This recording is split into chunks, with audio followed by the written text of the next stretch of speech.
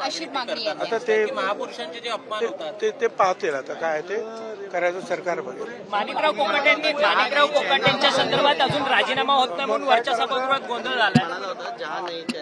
वहाँ नहीं रहना. मग आता काय इथे काय आहे का इथं तो मैं राहणारच ना का नाही राहणार मग काय आहे तर नैतिक तुमची पक्षावर नाराजी आहे का? हे का मी इथे नको करू.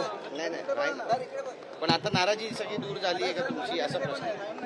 अरे चला तर जाऊ दे झालं मला काय पाहिजे.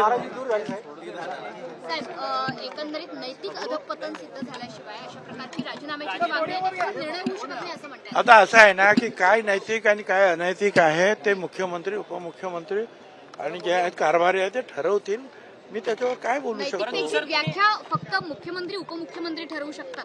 नैतिकतेची व्याख्या नेमकी काय महाराष्ट्र विचार? अरे ते त्याचा विचार करतील ना. तर कोणी विरोधी पक्षाने काय काय बोलले असतील त्याच्यावर ते उत्तर देतील ना तुम्हाला. तर सिनियर नेत्यांना डावलण्याचं काम सध्या राज्यात सुरू आहे का? कारण की सुधीर मुनगंटीवार तुमच्यासारखे जे अनुभवी नेते आहेत ते मंत्रिमंडळात नाहीये. तुम्ही वारंवार आपली नाराजी सुद्धा बोलून दाखवली असं. मग काय करू आपण काय करू सातत्याने डावललं जातं.